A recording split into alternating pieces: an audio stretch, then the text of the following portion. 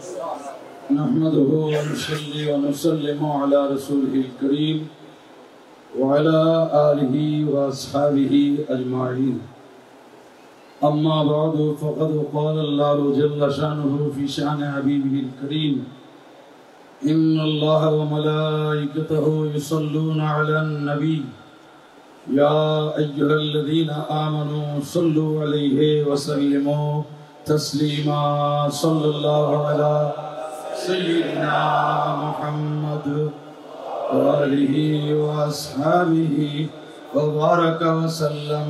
صلى الله على سيدنا محمد وآله وأصحابه وبارك وسلم. صلى الله على سيدنا محمد وآله وأصحابه وبارك وسلم. أما بعد، غوث العظم مجبندری شاہ صفی سید مولانا احمد اللہ قادری قدس سرہ العزیزের গদি শরীফের উত্তরাধিকারী সাহেব সজ্জাদা শাহ সুফি সৈয়দ ইমদাদুল হক মজবন্ডারি দামাত বরকাতুল কুদসিয়ার আয়োজনে ব্যবস্থাপনায় আয়োজিত পবিত্র খতমে কোরআনে করিম, খতমে সহিহ বুখারী শরীফ এবং খতমে মজমুআয়ে সালাওয়াতুর রাসূল সাল্লাল্লাহু আলাইহি ওয়াসাল্লামের এই মোবারক জলসায় হুজুর সাহেব সজ্জাদা সদারত ফরমাচ্ছেন। আল্লাহ তাআলা ওনার সদারতকে আরো অনেক দিন আমাদের মধ্যে অবশিষ্ট রাখবে। উপস্থিত আছেন নায়েবে সজ্জাদা নশীন আলহাজ সৈয়দ ইরফানুল হক মজবন্ডারি জিদা মজদুহ এবং বাংলাদেশের আহলে সুন্নাত ওয়াল জামাতের শীর্ষস্থানীয় উলামায়ে কিরাম, মুহাদ্দিসিনে ইজম, বিভিন্ন মাদ্রাসার সম্মানিত অধ্যক্ষ উপাধ্যক্ষবৃন্দ এবং দরবারের আশিকিন, মুরিদিন, মুহিব্বিন, ভক্তবৃন্দ রহমানি ওয়া রাহমাকুমুল্লাহ তাআলা, আল্লাহ রাব্বুল ইজ্জতের দরবারে আমরা শুকরিয়া আদায় করছি যে দীর্ঘদিন গৌসুল আজম মজবন্ডারির গদি শরীফের উত্তরাধিকারীর খানকায় আসার বদৌলতে আজকে আমরা মূল দরবারে এসে উপস্থিত হতে পারলাম। যে আজকের খতমে বুখারী শরীফের আয়োজন আর অন্য বছরের তফাৎ এতটুকু যে আজকে আমরা হযরত কিবলা গৌসুল আজম মজবন্ডারি রহমাতুল্লাহ আলাইহির মাজারে মুকদ্দাসের পাশে বসেই এই তেলাওয়াত আঞ্জাম দিয়েছি। আলহামদুলিল্লাহ, আল্লাহ তাআলা এই সৌভাগ্য আমাদের হয়েছে, সেজন্য মহান আল্লাহর দরবারে শুকরিয়া আদায় করছি। নায়েবে সজ্জাদা নশীন আপনাদের সামনে ওনার বক্তব্য তুলে ধরেছেন যে আজকে মুসলিম বিশ্বের গুরুত্বপূর্ণ দেশ সমূহে যে মজবন্ডার দরবার শরীফের তরিকাত, বেলায়েত এবং এই দরবারের যে কর্মকাণ্ড এগুলো বহির্বিশ্বের সাথে পরিচিত হচ্ছে, ওনাদের আসা যাওয়া হচ্ছে, তো সব মিলে এটা গৌসুল আজম মজবন্ডারির বেলায়েতের ظهور প্রকাশ। তো আমরা যারা ওলি ভক্ত, আমাদের একটা দায়িত্ব আছে যে আল্লাহ তাআলা নির্দেশনা দিয়েছেন ওয়াত্তাবি সাবিলা মান আনাবা ইলাইহি, যে তোমরা ওনাদের পথ অবলম্বন করো যারা সার্বিক আনুগত্যের মাধ্যমে, ইবাদত ইতাআতের মাধ্যমে আমি আল্লাহর দিকে ঝুঁকে পড়েছি। তো আমরা ভক্তবৃন্দ প্রত্যেক দরবারে যাই করি আমাদের আগে চিন্তা করা দরকার আমি যার ভক্ত উনি এইগুলো করেছেন কিনা, ওনার অনুমোদন আছে কিনা, সেই বিষয়টা হলে তখন আমাদের কাজ পরিপূর্ণতা লাভ করবে। কোরআন সেটা বলেছে, ওয়াত্তাবে সাবিলা মান আনাবা সুম্মা ইলাইয়া মারজিউকুম ফাউনাব্বিউকুম বিমা কুনতুম তা'মালুন। আল্লাহর ওলিরা আম্বিয়ায়ে কেরামের পর আমাদের প্রিয় রাসূল খাতামুন নবিয়্যিন আর কোন নবী আসবেন না। তার কারণ হচ্ছে ওনার নবুয়ত কিয়ামত পর্যন্তের জন্য। উনি সর্বপ্রথম এসে গেলে আর কোন নবীর প্রয়োজন হতো না। ওনাকে আগে সৃষ্টি করে পরে পাঠাইছেন অন্যান্য নবীদেরকে নবুয়ত রিসালাতের মর্যাদা দেয়া, এবং রসুলের পাক এই এক শূন্য জায়গায় কেমনে আসবেন, ওনার আসার আগে যে প্রস্তুতি, প্রাক প্রস্তুতির জন্য লক্ষ লক্ষ নবীদেরকে আল্লাহ তাআলা পাঠিয়েছেন, আর ওনাকে শেষে পাঠিয়েছেন, বানাইছেন আগে। এবং উনি আসার পর কিয়ামত পর্যন্ত আর কোন নবীর প্রয়োজন নাই, যেহেতু ওনার শরীয়ত একেবারে কিয়ামত পর্যন্তের জন্য। কিন্তু সেটাকে বাস্তবে উপলব্ধিতে আনার জন্য, হাতে কলমে বুঝিয়ে দেওয়ার জন্য কমপক্ষে দুটি শ্রেণী আজ পর্যন্ত ইসলামের প্রচার প্রসারে কাজ করেছে। একটা শ্রেণী হলেন আউলিয়ায়ে কেরাম, যারা মানুষের যে মনের জগৎ, সেখানে ওনারা তাদের প্রভাব বিস্তার করে তাদেরকে আল্লাহ রসুল মুখী করতে পারেন বেলায়েতের ক্ষমতা। এটা কোন প্রশাসন, কোন অন্য কেউ মানুষের মনোজগতের উপর প্রভাব বিস্তার করতে পারে না। সেজন্য পুলিশ যতক্ষণ, আইন শৃঙ্খলা ততক্ষণ। পারলে পুলিশের উপস্থিতিতেও আইন শৃঙ্খলার অবনতি হয়, কারণ পুলিশের প্রভাব মানুষের দেহের উপর, আর ওলি আল্লাহদের প্রভাব মানুষের কলবের উপর। সেজন্য আউলিয়ায়ে কেরাম মানুষের মনের জগৎটাকে পরিবর্তন করে দেন, আর সেই পরিবর্তিত এই শ্রেণীকে ঈমান ইসলামের যে শিক্ষার ব্যবস্থা, আকীদা, আমল, আখলাক, এগুলোর শিক্ষার আঞ্জাম দেন হক্কানি রব্বানি উলামায়ে কেরাম। আউলিয়ায়ে কেরাম আর উলামায়ে কেরামের এই সমন্বিত খেদমতে আজ পর্যন্ত ইসলামের ধারাবাহিকতা অব্যাহত। তো ইমাম বুখারী রহমাতুল্লাহ আলাইহি, সাইয়েদনা ইমাম বুখারী রাদিয়াল্লাহু আনহুর জীবন যদি আমরা দেখি, যে উনি আপোষহীন ছিলেন। কেন? যখন ওই আকীদার মাসআলা আসবে তখন আপোষ করার কোন সুযোগ ইসলামের মধ্যে নাই। সেই কারণেই সাইয়েদনা ইমাম বুখারী রহমাতুল্লাহ আলাইহি যে ওনার আকীদা আদর্শের ক্ষেত্রে কারো সাথে আপোষ করতে পারেন নাই বলে উনি প্রায় জায়গায় প্রতিকূলতার মুখোমুখি হয়েছেন, উনি বাধাগ্রস্ত হয়েছেন, উনি নির্যাতিত হয়েছেন, ওনার মানসিক অনেক চাপ ওনাকে বরদাস্ত করতে হয়েছে। সেটা করেছেন বলে আজকে ইমাম বুখারী সবার কাছে সবচেয়ে বেশি মর্যাদাবান, হাদিসের জগতে সর্বোচ্চ মকাম পেয়েছে। এই জন্য আহলে সুন্নাত ওয়াল জামাতের আকীদা আদর্শের উপর যারা, এদের উপর সুফিয়ায়ে কেরামের একটা বিরাট প্রভাব আছে, এটা কোন সুন্নিও স্বীকার করতে পারবে না। এই জন্য উলামায়ে আহলে সুন্নাত দুইটা কাজ করতে পারে না। একটা, আকীদার ব্যাপারে কোনো আপোষ করতে পারে না, সেটা আমার যত ক্ষতি হোক না কেন।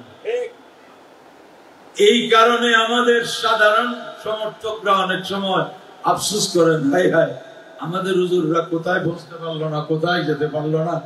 এগুলা নিয়ে কিছু সাময়িক পরিস্থিতি হয়, কিন্তু এটার যথেষ্ট কারণও আছে। যে সুন্নিরা একে তো আকীদার ব্যাপারে কোনো আপোষ করতে অন্যরা পারবে, সুন্নিরা পারে না, কারণ অন্যরা তো মূলত আল কাফারাতু মিল্লাতুন ওয়াহিদা, এদের মধ্যে সমঝোতা করতে তেমন কোনো সমস্যা নাই, যেটা সুন্নিদের জন্য আছে। এটা আমাদের মাথায় রাখতে হবে। দ্বিতীয় হচ্ছে সুফিয়ায়ে কেরামের প্রভাব থাকার কারণে ধ্বংসযজ্ঞ সুন্নিরা করতে পারে না, সুন্নিরা গড়তে পারে, ভাঙতে পারে না। এইটাও তো চলমান বিশ্বে আমাদেরকে দৃশ্যত পিছিয়ে মনে হচ্ছে, কিন্তু দৃশ্যত অনেক কিছু উত্থান পতন ইতিহাসে আছে। এত চড়াই উতরাইয়ের মধ্যেও আহলে সুন্নাত ওয়াল জামাত হক বলে টিকে আছে। এই বিশ্বাসটাকে পুঁজি করে আমি বলবো ঘুমানোর জন্য নয়। আমি একটা জিনিস আমার বুঝে আসছে, আমাদের একটা অবস্থা আছে, বজ্রাঘাতে ঘুম ভেঙেছে, ঘুম ভেঙে একটু নড়াচড়া করলাম, পরক্ষণে যখন শান্তির বৃষ্টি নামলো, আগে তো কাঁথা ছাড়া ঘুমাইতাম, এবার আর একটু পাতলা ধরনের কাঁথা নিয়েও ঘুমাই।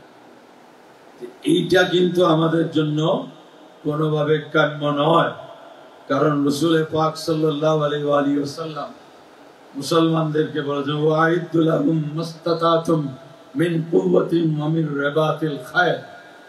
এখানে সবার জন্য শিক্ষা আছে। প্রস্তুতি বলে একটা জিনিস আছে, সেই প্রস্তুতিতে যদি কোনো সম্প্রদায় উদাসীন হয়, তার কুফল তাকে ভোগ করতে হবে। যে আমরা আউলিয়ায়ে কেরামের মাজার থেকে রহমত বরকত সবগুলো অর্জন করব, আবার বিপদ আসলেও এটা ওনাদের হাওয়ালা করে দেব, আমাদের দায়িত্ব। আমাদের কি কোনো জিম্মাদারি নেই? সেই জিম্মাদারি হচ্ছে আদর্শিক অবস্থানকে মজবুত করা এবং আকীদার ভিত্তিতে ঐক্যবদ্ধ থাকা। ফরই যেসব বিষয়, যেগুলা আমলের বিষয়, তরিকতের বিভিন্ন ধরম, তরিকতের যে ওয়াজায়েফ আওরাদের মধ্যে যে তারতম্য, এগুলা ফুরুয়াত, মাযহাবী তারতম্য, এটা ফুরুয়াত। ফুরুয়াত নিয়ে আমরা যেন তিক্ততায় লিপ্ত না হই, আকীদার ভিত্তিতে যেন ঐক্যবদ্ধ থাকি, সেটাই আমাদের সময়ের চাহিদা।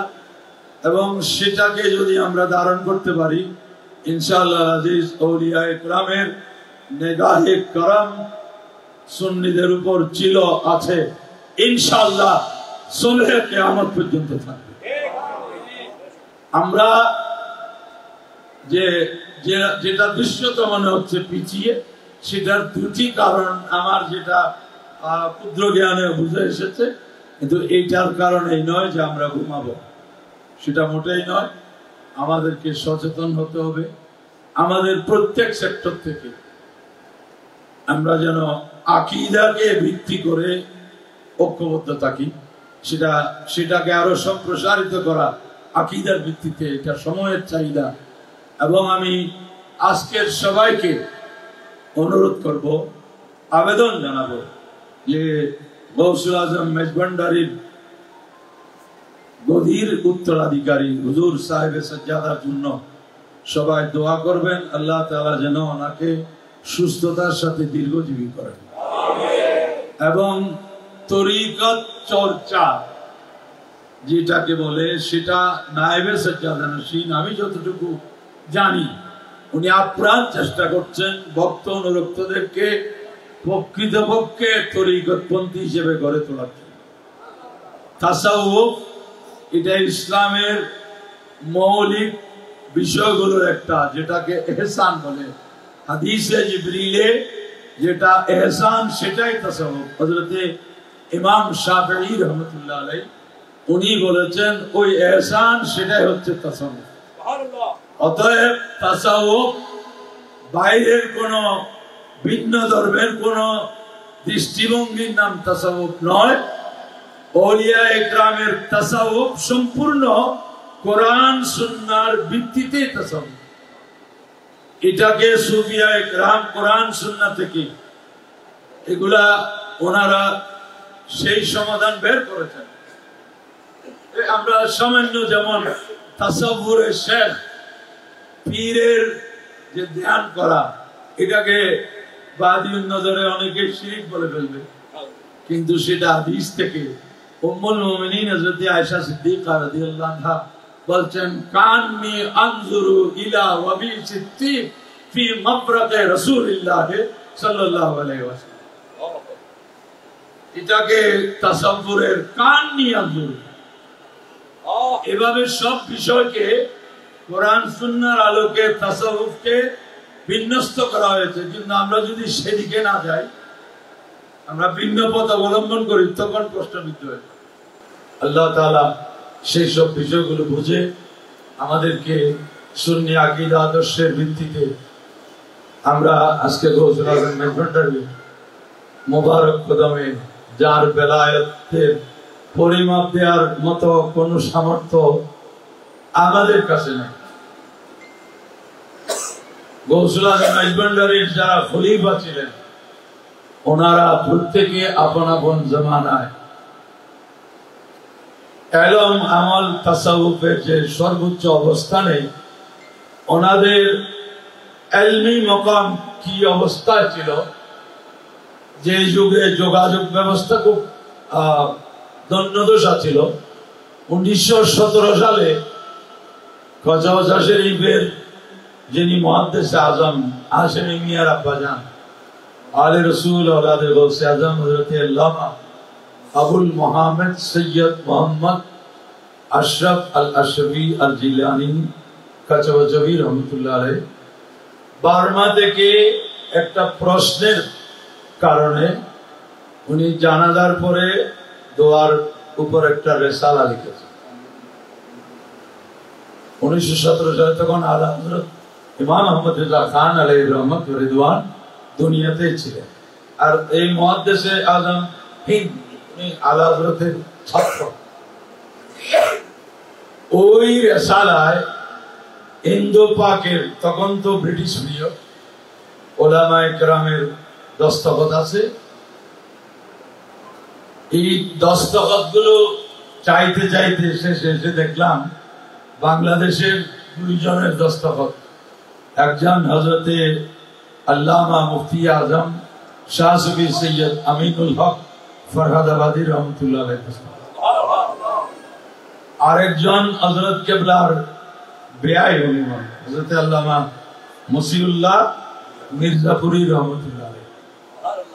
এই 2 জনের দস্তখত সেই কিতাব আমি দেখলাম। তাহলে বোঝা যায় যে বাংলাদেশে ওনাদের ইলমি মাকাম, এটার খবর হিন্দুস্তানে হচ্ছে।